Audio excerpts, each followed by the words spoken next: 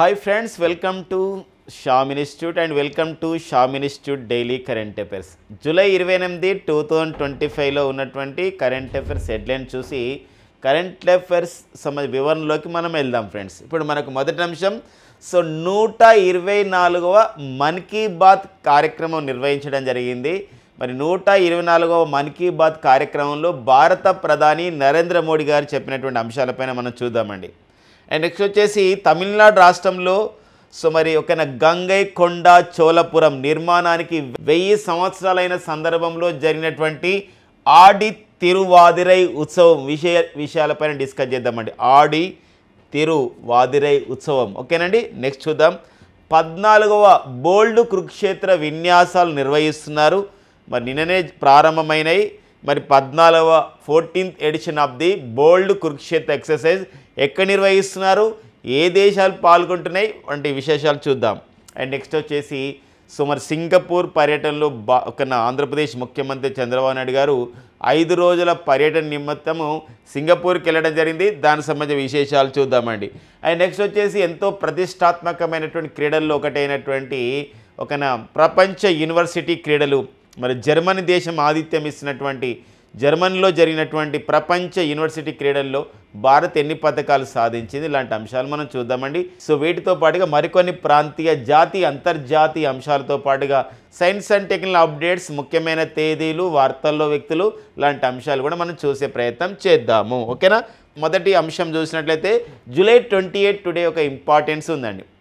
ఏంటి మనం నిన్న కూడా చెప్పుకున్నాం, July 27 ఒక ఇంపార్టెన్స్ ఉందని చెప్పుకున్నాం. ఏంటి July 27 ఇంపార్టెన్స్ వచ్చేసి CRPF central reserve police force వ్యవస్థాపక దినోత్సవం మనం జరుపుకుంటున్నాం July 27.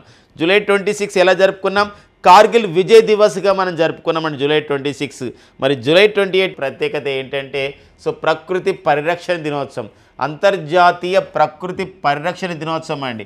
దట్ ఈజ్ ఒక ఇంగ్లీష్లో మనం ఏమంటామండి, వరల్డ్ నేచర్ కన్జర్వేషన్ డే. ఇక్కడ గమనించాలి, ఇది కొంచెం మనం చెప్పినట్లయితే వరల్డ్ ఎన్విరాన్మెంట్ డే కనిపిస్తుంది, కానీ వరల్డ్ ఎన్విరాన్మెంట్ డే ఎప్పుడు, అది June 5 అండి. June 5 వచ్చేసి మనకి ప్రపంచ పర్యావరణ దినోత్సవం వచ్చేసి June 5 అండి. June 5 ప్రపంచ పర్యావరణ దినోత్సవం. ఒక బీట్ ప్లాస్టిక్ పొల్యూషన్ అనే ఇతివృత్తంతో ఇతివృత్తంతో బీట్ ప్లాస్టిక్ పొల్యూషన్ అనే ఇతివృత్తంతో మనం ఈసారి ప్రపంచ పర్యావరణ దినోత్సవం జరుపుకున్నాం. అంతేకాకుండా రిపబ్లిక్ ఆఫ్ ది కొరియా దేశం దీనికి ఆతిథ్యంగా ఇచ్చింది ఈ సంవత్సరానికి, మరి ప్రపంచ పర్యావరణ దినోత్సవం 2025కి. అయితే ఇది బీట్ ప్లాస్టిక్ పొల్యూషన్ అని చెప్పి ఇతివృత్తంతో జరుపుకున్నాం.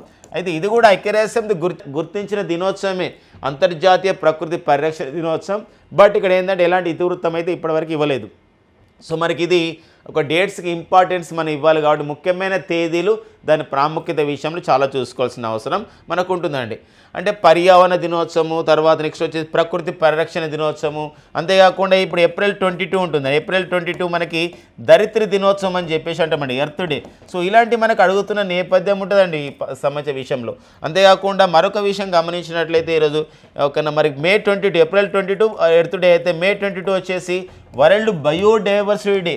వరల్డ్ బయోడైవర్సిటీ డే అంటే ప్రపంచ జీవ వైవిధ్య దినోత్సవాన్ని మనం జరుపుకుంటామండి May 22. ఇలా మనకు రిలేటెడ్గా ఉన్న డేట్స్ అని ఒక దగ్గర రాసుకున్నాం అనుకోండి, ఎగ్జామినేషన్ పాయింట్ ఆఫ్లో చాలా ఉపయోగపడుతున్న నేపథ్యం అనమాట. ఓకేనండి. ఇది ఒక ముఖ్యమైన దినోత్సవాల్లో ఆ టాపిక్లో ఒక ఇంపార్టెంట్ July 28 ఏంటండి, world or international nature conservation day, world nature conservation day, అంతర్జాతీయ ప్రకృతి పరిరక్షణ దినోత్సవము. ఓకేనా. నెక్స్ట్ చూద్దామండి. మరి మన్ కీ బాత్ అంటే మనసులో మాట చెప్పడం. మరి మనసులో మాట ఎవరికి చెప్తారని చెప్పేసి అంటే భారత ప్రధాని నరేంద్ర మోడీ గారు దేశ ప్రజలను ఉద్దేశించి మాట్లాడతారు. రేడియో ద్వారా అండ్ దూరదర్శన్ కార్యక్రమాల ద్వారా. ఎప్పుడు మాట్లాడతారంటే ప్రతి మంత్లో, ఎవ్రీ మంత్లో లాస్ట్ సండే రోజున, చివరి ఆదివారం రోజున మాట్లాడతారు. ఇదే మన్ కీ బాత్ కార్యక్రమం అని చెప్పేసి అంట. మరి మన్ కీ బాత్ కార్యక్రమం అనేది ఎప్పుడు స్టార్ట్ అయింది, యాక్చువల్గా ఇనీషియల్గా అంటే October 3, 2014లో స్టార్ట్ అయిందండి. ఇది మన్ కీ బాత్ స్టార్ట్ అయింది. మన్ కీ బాత్ ప్రోగ్రామ్ అండి, మన్ కీ బాత్.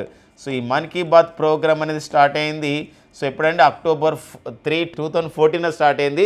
బట్ తర్వాత క్రమంలో దీన్ని ఏం చేయడం జరిగిందంటే నెలలో చివరి ఆదివారం అండి, ఒక నెలల్లో ఒక మంత్లో చివరి ఆదివారం రోజు అండి, చివరి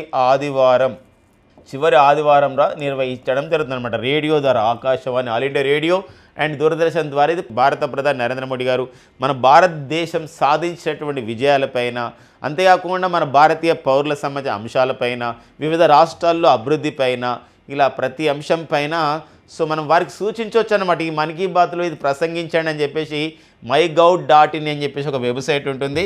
ఈ mygov.inలోకి వెళ్ళి సో ఈ వచ్చే మన్ కీ బాత్లో ఇది మీరు చెప్పండి, లేదా మా ప్రాంతంలో ఒక సంబంధించినటువంటి అచీవ్మెంట్ జరిగింది, లేదా మా ప్రాంతంలో ఇలాంటి సమస్యలు ఉన్నాయి, అలాంటి వాటి కూడా చర్చించినా కూడా సో అది ప్రసంగించే ఒక అంశం మనకు ఉంటుంది అనమాట. ఇది ఈసారి అంటే నిన్న అనగా జూలై 27 సో జూలైలో చివరి ఆదివారం జూలై 27, 2025 సో మనకి మన్ కీ బాత్ ప్రోగ్రాం జరిగిందనమాట. ఈ మన్ కీ బాత్ అండి జూలై 27, 2025 జరిగిన మన్ కీ బాత్లో సో చాలాసేపు మాట్లాడారు. బట్ అందులో ఉన్న ముఖ్యమైన అంశాలు ఎగ్జామినేషన్ పాయింట్ ఉపయోగపడేది. ఎందుకోసం ఒక్కోసారి అడగవచ్చు. సో జూలై 27, 2025 ఎన్నో మన్ కీ బాత్ ప్రోగ్రాం జరిగిందంటే 124 అండి, 124 జరిగింది. అంటే జూన్లో జరిగింది ఏమవుతుంది, 123 అవుతుంది. మళ్ళీ ఆగస్టులో జరగబోయే మన్ కీ బాత్ ఏమవుతుంది, 125 అవుతుంది. అలా కాకుండా మొదటిసారి ఎప్పుడు జరిగింది, October 3, 2014. సో మరి అలాంటి నేపథ్యం. అయితే ఇంకొక విషయం గమనించండి, ఒక్కోసారి అందులో ప్రసంగించిన అంశాల్లో సరికానిది ఏంది, సరైనది ఏంది కూడా అడుగుతున్న నేపథ్యం ఉంటే అది కాంటెంపరీగా ఉంటాయండి. ఇక్కడ ఈసారి కీ పాయింట్ ఏంటి, ఈ సమావేశంలో ఈ యొక్క సంబంధించినటువంటి మన్ కీ బాత్లో భారత ప్రధాని ప్రసంగించిన అంశాల్లో కీ పాయింట్ కీ పాయింట్ ఏముంది, ఒక ముఖ్యాంశం ఏముందంటే సో మనకి ఇక్కడ సో ఏమని మాట్లాడడం జరిగిందంటే సో ఆగస్టు నెల, సో వచ్చే నెల ఆగస్టు నెల is the month of the revolution, ఒక రివల్యూషనరీ మంత్. అంటే ఇదొక విప్లవ మాసంగా ప్రకటించడం జరిగిందండి, అంటే చెప్పడం జరిగింది.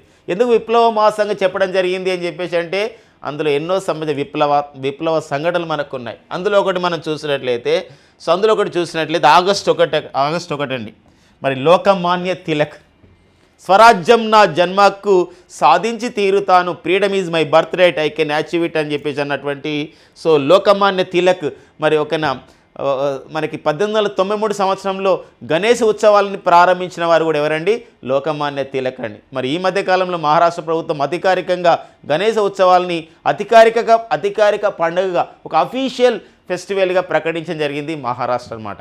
సో అలాంటి నేపథ్యం. ఆగస్టు 1 వచ్చేసి తిలక్ వర్ధంతి.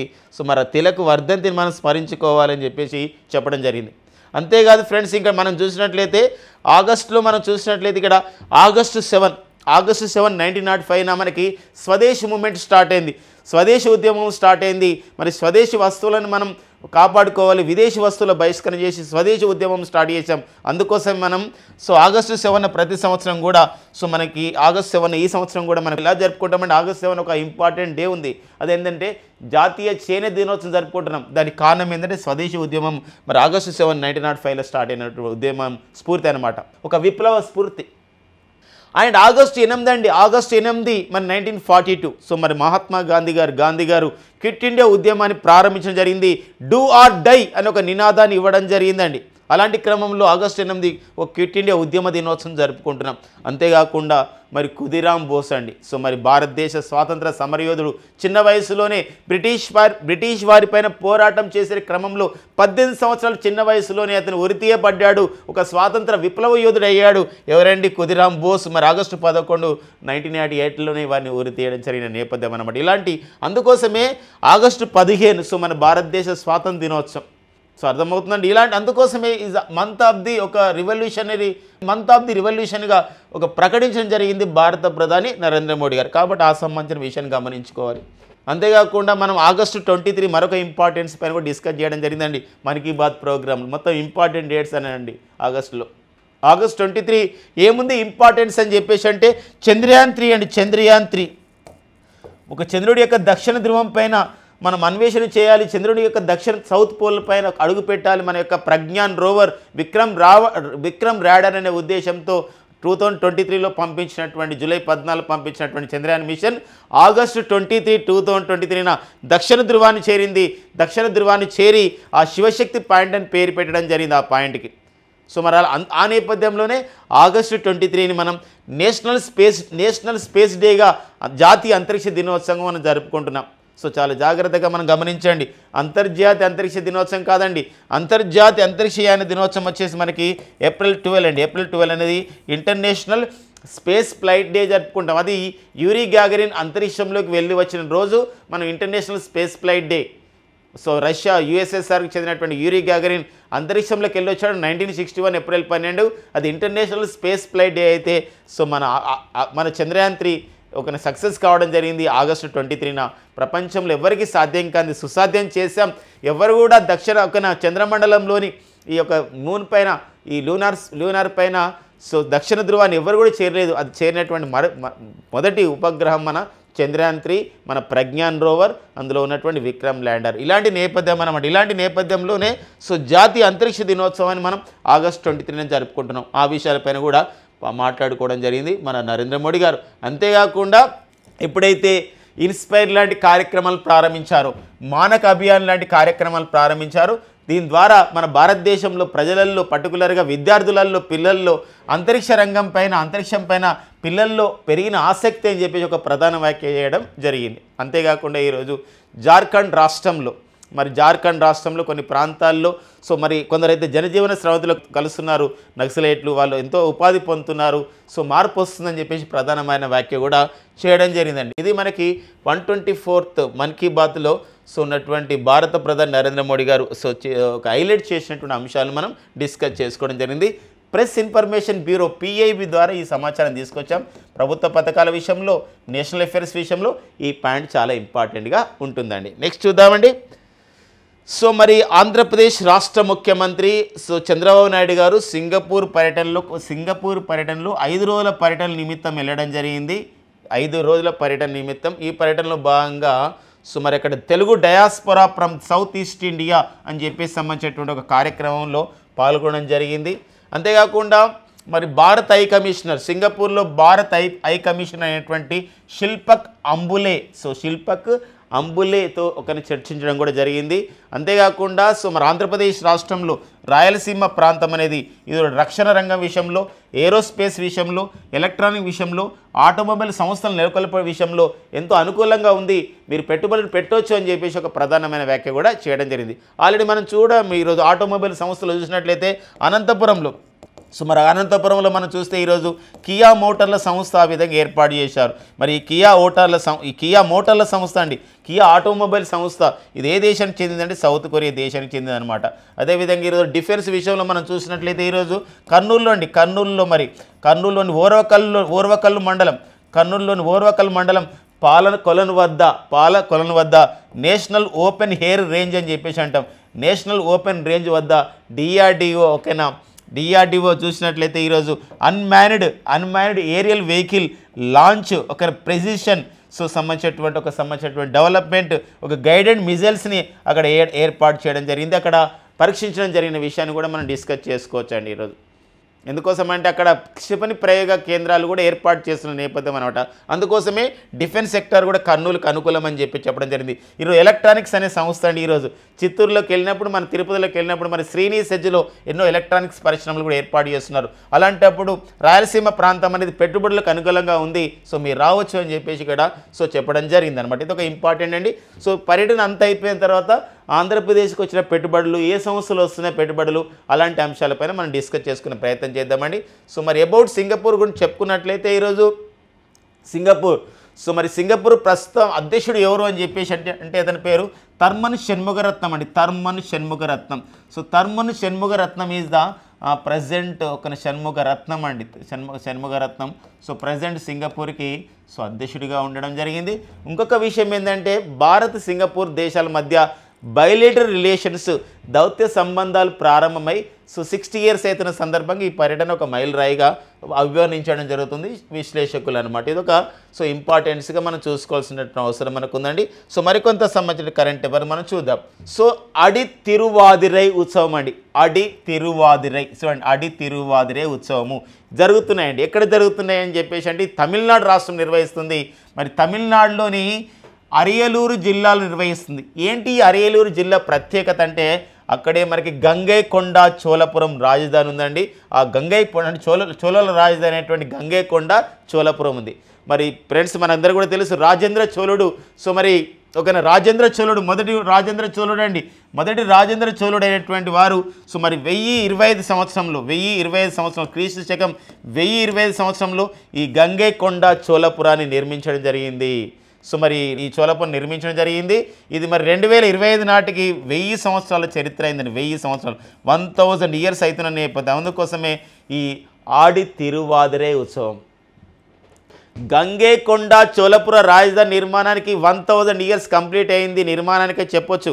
అది విషయం ఈజీనండి. కానీ ఆ ఉత్సవం పేరు ఏ ఉత్సవం, ఏ పండుగ నిర్వహిస్తుంది తమిళనాడు ప్రభుత్వం ఈ కార్యక్రమానికంటే ఆడి తిరువాదిరై అనే ఉత్సవం నిర్వహిస్తుందండి. సో మరి అంతేకాకుండా మరి భారత ప్రధాని నరేంద్ర మోడీ గారు పాల్గొనడం జరిగింది. అక్కడ ఒక ప్రధానమైన విషయాన్ని కూడా ప్రసంగించడం జరిగింది. ఈ చోళులు మన భారతదేశంలో అంటే ప్రపంచంలో అనుకుంటే ఏంటంటే పార్లమెంటరీ వ్యవస్థ, పాలన వ్యవస్థ అంటే మ్యాగ్నా కార్టా అని చెప్పేసి అంటాం. అది బ్రిటన్ దేశానికి చెందింది. అలాంటి మ్యాగ్నా కార్టా కన్నా ముందే చోళులు పరిపాలన ప్రారంభించారు. చోళుల యొక్క పరిపాలన గొప్ప కీలకమైన విషయం ప్రపంచంలో అని చెప్పేసి ప్రధాని ప్రసంగించి చెప్తూ ఈరోజు మనం 2047 నాటికి వికసిత్ భారత్ సాధించాలనుకుంటున్నాం. ఒక డెవలప్డ్ కంట్రీగా కావాలనుకుంటున్నాం. మరింతగా సస్టైనబుల్ డెవలప్మెంట్ సాధిద్దాం అనుకుంటున్నాం. మరి సుస్థిరమైన పరిపాలన అందిద్దాం అనుకుంటున్నాం. ఈ వికసిత్ భారత్ లక్ష్యాలకి కారణం ఏంటంటే చోళుల పాలన ప్రేరణతోనే వికసిత్ భారత్ మేము సాధించాలనుకుంటున్నాం. వికసిత్ భారత్ అనే లక్ష్యాన్ని చేపట్టాం అని చెప్పేసి భారత ప్రధాని నరేంద్ర మోడీ గారు చెప్పడం జరిగిందనమాట. ఇదొక విషయంగా మనం చూసుకోవాలని. దానికన్నా ముందు భారత ప్రధాని నరేంద్ర మోడీ గారు ఈ పర్యటన కన్నా ముందు తమిళనాడులోని తుతుకుడి విమానాశ్రయంలో ఏర్పాటు చేసినటువంటి కొన్ని కార్యక్రమాలను కూడా ఆ విమాన విస్తరణ కార్యక్రమాలను కూడా ప్రారంభించడం జరిగిందని. ఈ తుతుకుడి అనేది జిల్లా చాలా చాలా ఇంపార్టెంట్ తమిళనాడులో. ఎందుకోసం అంటే ఇక్కడ తమిళనాడులో తుతుకుడిలోనే ఆ జిల్లాలోని కులశేఖర పట్టినం అనే ప్రాంతం ఉందండి. కులశేఖర పట్టినం, ఈ కులశేఖర పట్టినం లేదా పట్నం అని చెప్పేసి అంటాం. ఈ కులశేఖర పట్టినంలోనే ఇస్రో యొక్క 2వ ఉపగ్రహ ప్రయోగ వేదిక నిర్మిస్తున్నారండి. ఇస్రో యొక్క మొదటి ఉపగ్రహ ప్రయోగ వేదిక ఎక్కడ, మన షార్ లేదా దీనికి మరొక పేరు కొత్త పేరు ఏంది సతీష్ ధావన్ స్పేస్ సెంటర్ అని చెప్పేసి శ్రీహరికోటలో ఉంది. ఇక్కడ ఒకటి ఉంది కానీ మరొక ప్రయోగ వేదిక ఎక్కడంటే ఇప్పుడు కులశేఖర పట్టినం వద్ద ఏర్పాటు చేస్తున్నారు. ఇది ఇస్రో యొక్క ఫస్ట్ స్పేస్ పోర్ట్ అంటామండి. ఇస్రో యొక్క ఫస్ట్ స్పేస్ పోర్ట్ ఏది అని చెప్పేసి అంటే షార్ లేదా శ్రీహరికోట సతీష్ ధావన్ స్పేస్ సెంటర్ అయితే కులశేఖర పట్టణంలో ఉంది ఏంటంటే ఇస్రో యొక్క సెకండ్ స్పేస్ పోర్ట్గా 2వ ఉపగ్రహ ప్రయోగ వేదికగా మనం పిలవడం జరుగుతుంది. ఇది తూత్తుకుడి జిల్లాలోనే ఉన్న విషయం గమనించండి. ఓకేనండి. ఇక తమిళనాడు ముఖ్యమంత్రి గురించి చెప్పినట్లయితే అతను ఎవరండి, ముత్తువేల్ కరుణానిధి స్టాలిన్, ఎంకే స్టాలిన్. మరి తమిళనాడు ముఖ్యమంత్రి డిఎంకే పార్టీకి చెందినవారు. వీరి యొక్క ఆత్మకథ వచ్చేసి వంగలిల్ ఉర్వన్ అండి. వంగలిల్ ఉర్వన్ అనేది తమిళంలో రాసుకున్నారు. మీలో ఒకరినని దీని అర్థం వస్తుంది. అండ్ గవర్నర్ వచ్చేసి మనకి రవీంద్ర నారాయణ రవి అనేవారు. సో తమిళనాడు గవర్నర్ అనే విషయం గమనించండి. సో చూద్దామండి. ఇవి మనకి ఆడి తిరువదిరై ఉత్సవం అండి. సో ఎక్కడ నిర్వహించారు, ఏ ప్రాంతం, ప్రతి అంశం ఇంపార్టెంట్గా చూసుకోవాలండి. జాతీయ అంశాలుగా and current historical point of తెలుసుకోవాలి. హిస్టరీ ఇంపార్టెంట్ కూడా ఇందులో ఉంటుందన్నమాట. ఇక నెక్స్ట్ వచ్చి ఒక మ్యాగజిన్ ఉందండి. అది ది షిఫ్ట్ అనే ఒక మ్యాగజిన్. ది షిఫ్ట్ అనే magazine the most powerful women అనే ఒక జాబితా విడుదల చేయడం జరిగింది. అంటే అత్యంత ప్రభావవంతమైనటువంటి మహిళల జాబితా విడుదల చేశారు 2025 పేరుతో. సో ఇందులో మనకి మన భారతీయ నటి అయినటువంటి దీపికా పదుకొనెకి చోటు లభించడం జరిగింది. సో దీపికా పదుకొనెతో పాటుగా సో మరి బాలీవుడ్కి చెందినటువంటి జోయా అఖ్తర్ సో దర్శకురాలు. అండ్ నెక్స్ట్ వచ్చేసి హాలీవుడ్లో ఉన్నటువంటి ప్రముఖ నటీమణులైనటువంటి ఏంజలీనా జోలీ, సెలీనా గోమెజ్ కూడా ఇందులో చోటు లభించడం జరిగింది. సో గతంలోనే సో మనకి Hollywood walk of fame star అంటే ఇక ఒక ఆస్కార్ కమిటీ చేత అంటే ఆస్కార్ అక్కడ the academy of the pictures of the motions of arts and science అంటాం, అకాడమీ అవార్డులు.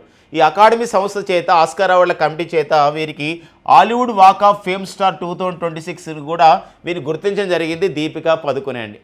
గతంలో మన భారతదేశంలో జాతీయ మనస్తత్వ నిపుణుల సంఘం అంటే సైకియాట్రిక్ అసోసియేషన్కి ప్రచారకర్తగా పనిచేసింది ఎవరంటే దీపికా పదుకొనె గారండి.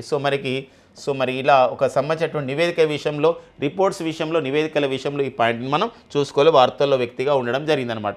ఇక నెక్స్ట్ వచ్చేసి మరి కేంద్ర మహిళా శిశు సంక్షేమ శాఖ మరి ప్రజెంట్ అన్నపూర్ణ దేవి గారు దీనికి మంత్రిగా ఉన్నారు.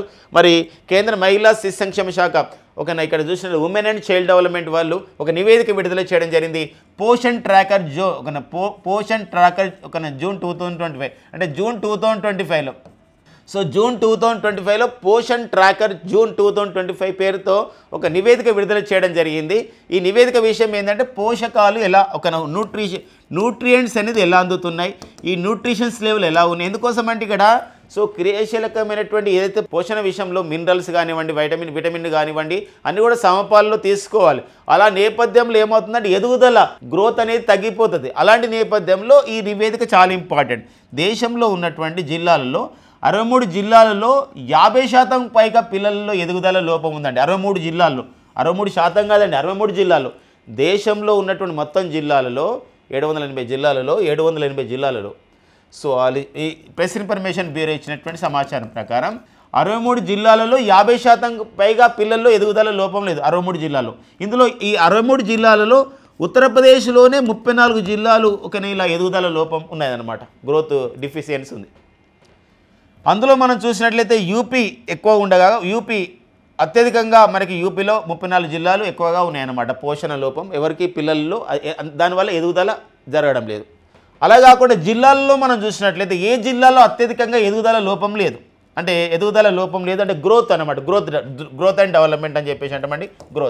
ఈ గ్రోత్ అనేది, అభివృద్ధి అనేది, ఈ డెవలప్మెంట్ అనేది సంబంధించినటువంటి పిల్లల్లో ఎదిగే అంశం ఏదైతే ఉందో అందులో మహారాష్ట్రలోని నందుర్బార్ జిల్లా 68.12% పిల్లలలో అంటే ప్రతి 100 మందిలో 68.12% పిల్లలు ఎదుగుదల లోపించడం జరిగింది, అంటే ఎదుగుదల లోపంతో బాధపడుతున్నారు.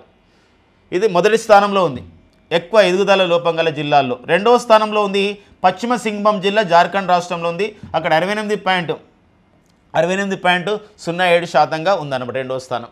అండ్ నెక్స్ట్ వచ్చి ఉత్తరప్రదేశ్ అండి. ఇక్కడ ఉత్తరప్రదేశ్, మధ్యప్రదేశ్, జార్ఖండ్, బీహార్, అస్సాం రాష్ట్రాలండి. భారతదేశంలో ఎక్కువగా ఎదుగుదల లోపం అనేది ఎక్కువగా ఉన్నటువంటి రాష్ట్రాలలో మనం చూసినట్లయితే మొదటి 5 స్థానాల్లో ఉన్నాయి. ఉత్తరప్రదేశ్ ఎక్కువ ఎదుగుదల లోపం ఉంది పిల్లల్లో, మధ్యప్రదేశ్ 2వ స్థానం ఉంది, అండ్ జార్ఖండ్ 3వ స్థానం, బీహార్ 4వ స్థానం, అండ్ అస్సాం 5వ స్థానం అండి. మరో విషయం గమనించండి, ఇక్కడ 50% పైగా పిల్లల్లో ఎదుగుదల లోపం ఉన్నటువంటి రాష్ట్రాలు ఇవ్వండి. అలా కాకుండా 30 నుండి 40% పిల్లల్లో ఎదుగుదల లోపం ఉన్నటువంటి జిల్లాలు మన దేశంలో 199 ఉన్నాయి. అలా కాకుండా 50% పైగా పిల్లలు ఎదుగుదల లోపం ఉన్నటువంటి జిల్లాలు 63 జిల్లాలు. అంటే 50% పైగా అంటే 50% పైగా జిల్లా అంటే 50 అంటే పిల్లలలో 50% పైగా పిల్లలు ఎదుగుదల లోపం ఉన్నటువంటి జిల్లాలు 63 జిల్లాలు. అంటే 63 జిల్లాల్లో అంటే దేశంలో 63 జిల్లాలలో పిల్లల్లో ఎంత ఉందండి? 63 జిల్లాల్లో పిల్లల్లో 50% పైగా పిల్లల్లో ఏంటంటే ఎదుగుదల లోపం ఉంది. 199 జిల్లాలలో ఏంటంటే 30 నుండి 40% ఎదుగుదల లోపం ఉందండి. 30 నుండి 40%. ఈ పాయింట్ మనం గుర్తుపెట్టుకోవాలండి. నివేదిక ఎవరిచ్చారు, ఏ మంత్రిత్వ శాఖ ఇచ్చింది ఏంటనేది ఇంపార్టెంట్గా మనకు ఉంటుందన్నమాట. ఇక నెక్స్ట్ వచ్చేసి స్పెషల్ ఇంటెన్సివ్ రివిజన్ అనే పేరుతో SIR అని అంటారండి. స్పెషల్ ఇంటెన్సివ్ రివిజన్ అనే పేరు ఇప్పుడు బాగా వినబడుతుందండి. ఏంటి అంటే ఒక ప్రత్యేకమైనటువంటి మమ్మర ఓటర్ల సవరణ అని చెప్పేసి అంటాం, లేదా పునరుద్ధరణ అర్థం వస్తుంది. మమ్మర అంటే చాలా వేగంగా చేస్తున్నారు. ఏంటి బీహార్లో ఓటర్ల జాబితా పైన ఏంటంటే ఓటర్లు అసలు దొంగ ఓట్లు ఉన్నాయా, లేకపోతే ఒకటికి వేరే ప్రాంతాల్లో ఓట్లు ఉన్నాయా, లేకపోతే ఎవరైనా వలసలకి ఓట్లు వచ్చినాయా, ఇవన్నీ చేయడానికి ఎలక్షన్ కమిషన్ ఆఫ్ ఇండియా ఒక ప్రత్యేకమైన కార్యక్రమం దేశంలో ఫస్ట్ టైం ఇక్కడ నిర్వహిస్తుంది, ఇక్కడ బీహార్ రాష్ట్రంలో.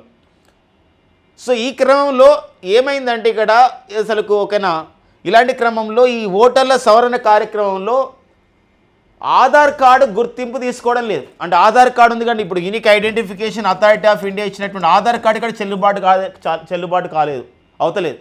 ప్రత్యేకమైనటువంటి ఇంటి అడ్రస్ కానివ్వండి, లేకపోతే సంబంధించిన బిల్, కరెంటు బిల్, అలాంటి వాటికి ఒక ప్రూఫ్గా ఐడి ప్రూఫ్గా తీసుకుంటున్నారు. అందుకే డౌట్ వచ్చిందనమాట. ఎవరికి ADR అనే సంస్థకు ఒకటి పిటిషన్ వేసింది భారత సుప్రీంకోర్టులో.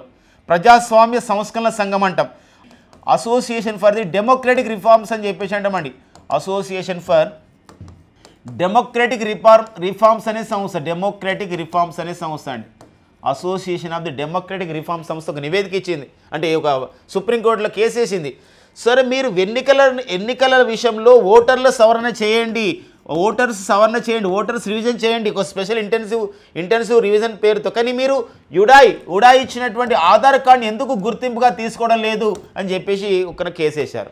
దీనిపైన ఇప్పుడు ఈ రోజున జూలై 28, 2020 పైన భారత సుప్రీంకోర్టు ఒక కేసు విచారిస్తుంది, ఒక ధర్మాసనం విచారిస్తుంది. Justice Surya Kant and justice Joymalya Bagchi నేతృత్వంలోని ధర్మాసనం ఈ యొక్క తీర్పు ఇవ్వబోతుంది. ఖచ్చితంగా వీటిపైన మనం ఒక అప్డేట్గా చూసుకోవాలి, ఒక కరెంట్ పాలిటీ అంశంగా మనం చూసుకోవాలండి.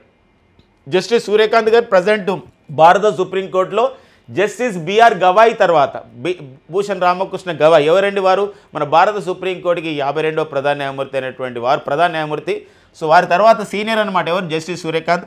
ఎవరైతే భారత సుప్రీంకోర్టు తర్వాత సీనియర్ న్యాయమూర్తి ఉంటారో వారిని నల్సాకి చైర్మన్గా నియమిస్తారు. Present national legal services authority కూడా చైర్మన్గా పనిచేస్తున్నారు. వీరి నేతృత్వంలో విచారణ స్టార్ట్ అయ్యి మరి ఎలాంటి తీర్పిస్తారో మనం చూద్దామండి. సో ఇది ఒక మనకి ఎలక్షన్ కమిషన్ విషయం. మరి ఒక పాలిటీ అంశంగా మనం చూసుకోవాలి, కరెంటు పాలిటీ అంశంగా. భారత రాజ్యాంగంలో 324 to 329 ఆర్టికల్స్ అనేది ఎన్నికల సంఘం గురించి మనకు తెలియజేస్తాయి.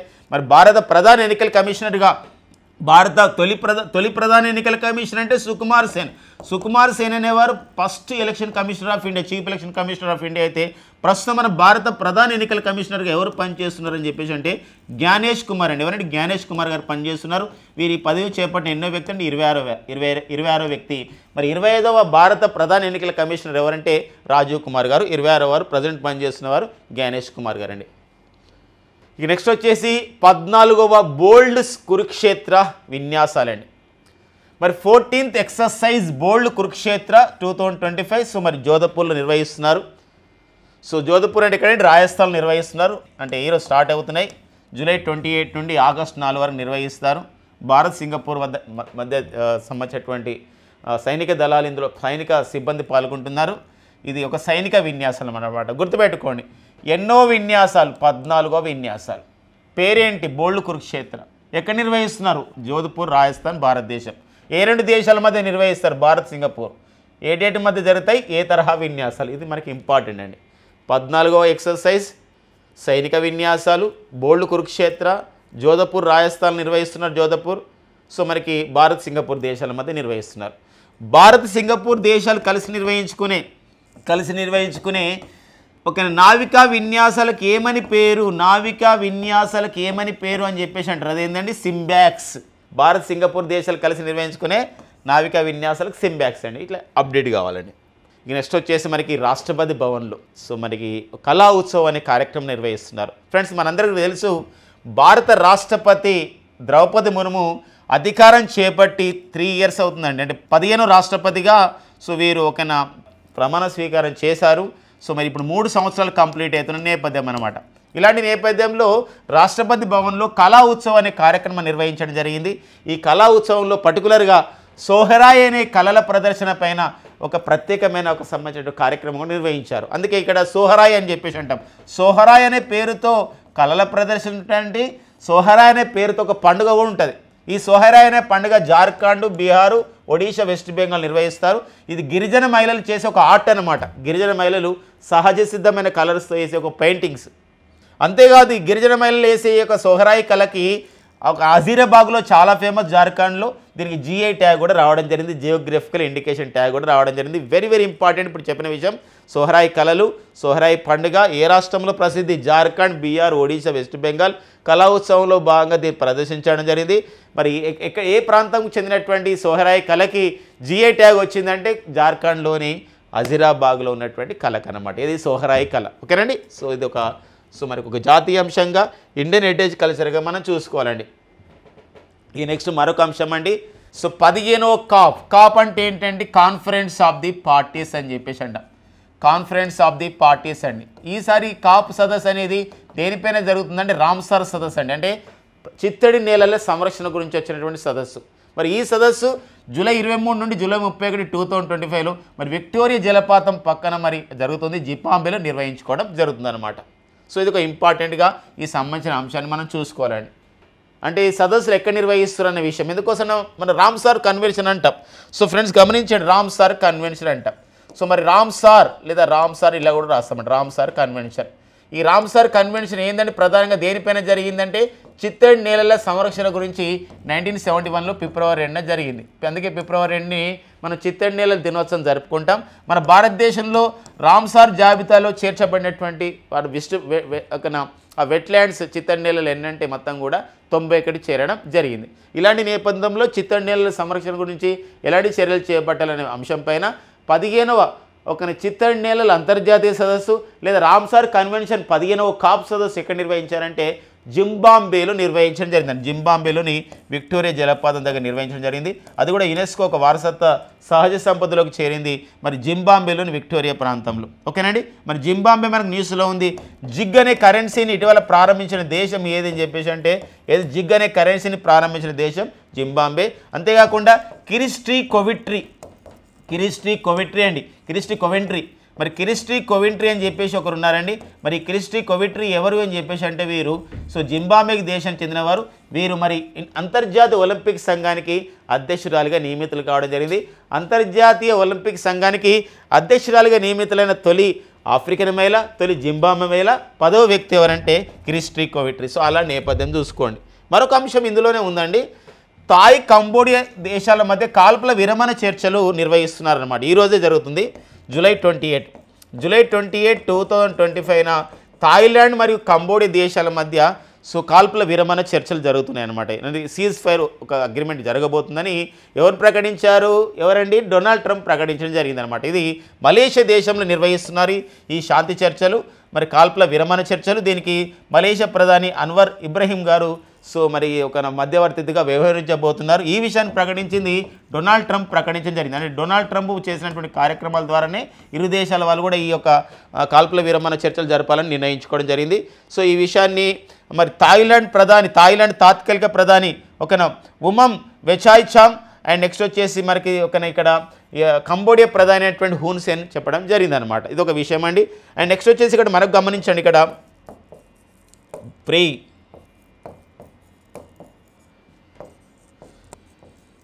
సో ఇదండి ఈ థాయిలాండ్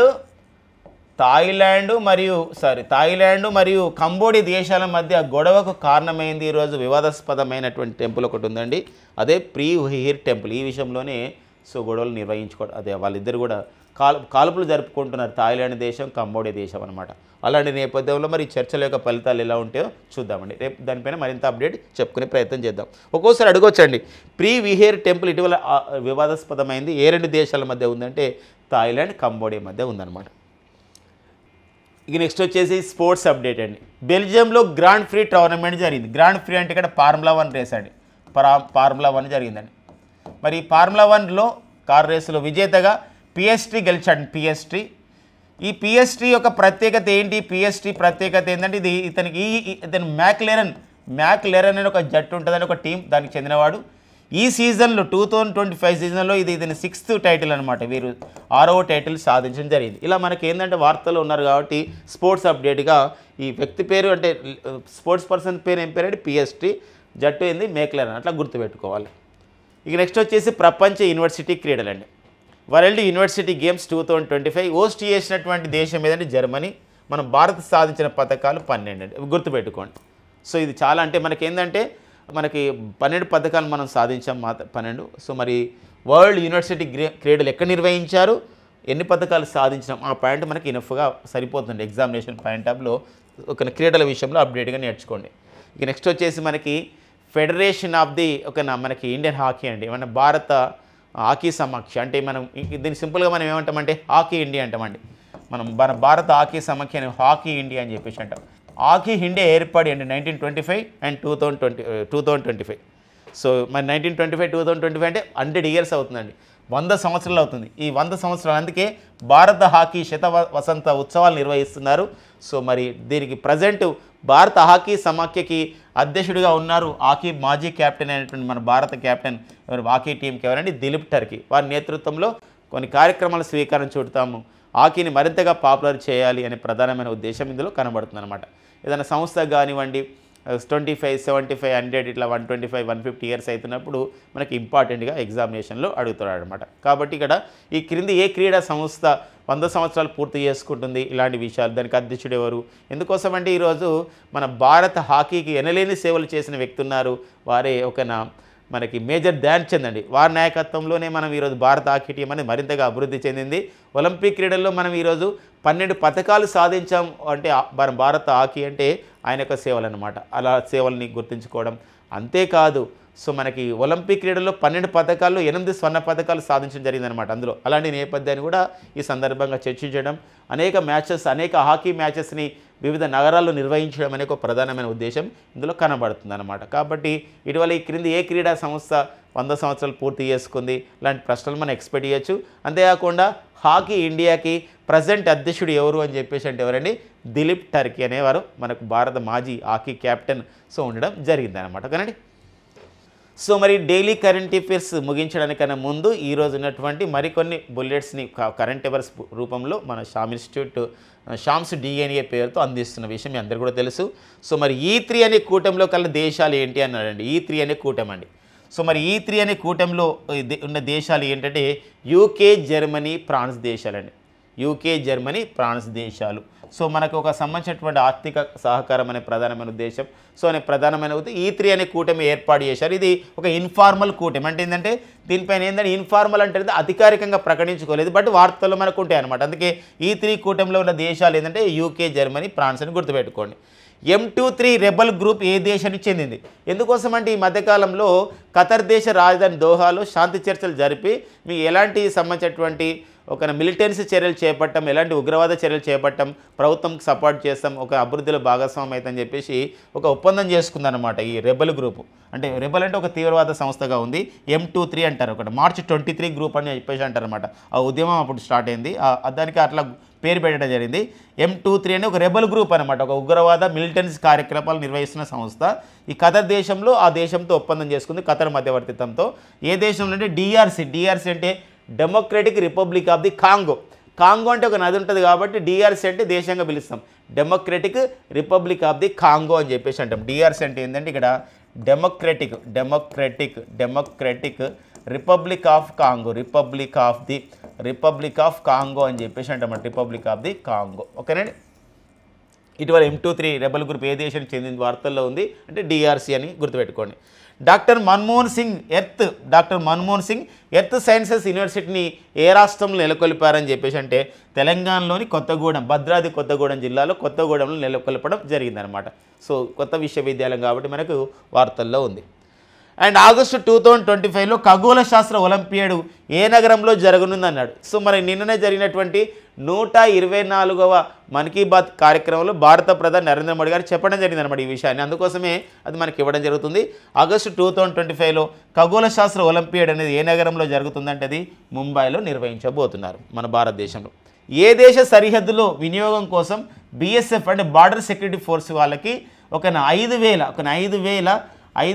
బాడీ కెమెరాలు అందించాలని భారత ప్రభుత్వం నిర్ణయించింది. అంటే 5,000 అంటే 5,000 అంటే ఇక్కడ మనకి ఏంటంటే అంటే బాడీకి అంటే ఈ BSF జవాన్లకి, BSF సంబంధించిన సిబ్బందికి సంబంధించినటువంటి ఏం చేస్తారు, కెమెరాలు అంటే CCTV లాంటివి అందిస్తారు. సుమారుగా 14 నుండి 15 గంటలు అది మొత్తం కూడా వాళ్ళ ఏరియా ఎక్కడైతే ఉంటుందో ఆ ఏరియా అంతా కూడా స్కానింగ్ చేయడానికి ఉపయోగపడుతుంది. అలా ఫస్ట్ అన్నమాట. ఇలా మరింతగా భద్రత గురించి, వలసల నిరోధకం గురించి ఇది ఉపయోగపడుతుంది అనమాట. అలాంటప్పుడు ఎక్కడ ఏర్పాటు చేస్తున్నారంటే బంగ్లాదేశ్, అంటే బంగ్లాదేశ్ సరిహద్దులో BSF జవాన్లకి సో బాడీ కెమెరాలు అందించాలని భారత ప్రభుత్వం నిర్ణయించింది. ఏ పారామిలిటరీ సంస్థకి ఇస్తుందంటే BSFకి. ఏ సరిహద్దులో పనిచేసే వాళ్ళకంటే బంగ్లాదేశ్ సరిహద్దులో పనిచేసే వారికి. సో ఏ దేశ సరిహద్దులో వినియోగం కోసం BSFకి 5,000 బాడీ కెమెరాలు అందించాలని భారత ప్రభుత్వం నిర్ణయించిందని బంగ్లాదేశ్. అది మనకు ఒక అప్డేట్గా ఇవ్వడం జరిగిందండి. వెరీ వెరీ ఇంపార్టెంట్ సంబంధించినటువంటి బుల్లెట్స్ పాయింట్స్ అనేవి. సో కరెంట్ అఫైర్స్తో పాటుగా వీటిని కూడా మీరు నోట్స్ రాసుకుంటూ మనకు ఒక ఫ్యూచర్లో జరగబోయే వివిధ నోటిఫికేషన్స్కి ఖచ్చితంగా ఎగ్జామినేషన్లలో ఇవి ఖచ్చితంగా మనకు ఉపయోగపడతాయండి current affairs GK point of వ్యూలో. ఓకేనండి. సో ఇవ్వండి మనకి జూలై 28, 2025లో ఉన్నటువంటి సో మనకి ప్రాంతీయ జాతీయ అంతర్జాతీయ ప్రాముఖ్యత అంశాలను మనం ఎగ్జామినేషన్ పాయింట్ ట్యాబ్లో అందించడం జరుగుతుంది మన షామ్ ఇన్స్టిట్యూట్ యూట్యూబ్ ఛానల్ ద్వారా. సో మీరు మొదటిసారి ఈ షామ్ ఇన్స్టిట్యూట్ మన షామ్ ఇన్స్టిట్యూట్ యూట్యూబ్ ఛానల్ని మీరు మొదటిసారిగా మీరు చూసినట్లయితే మరింత సమాచారం గురించి పోటీ పరీక్షల సమాచారం గురించి సబ్స్క్రైబ్ చేసుకోండి. ఎవ్రీడే కూడా మంచి అప్డేట్స్ మనకి రావడం జరుగుతుందన్నమాట. Thank you friends and all the best.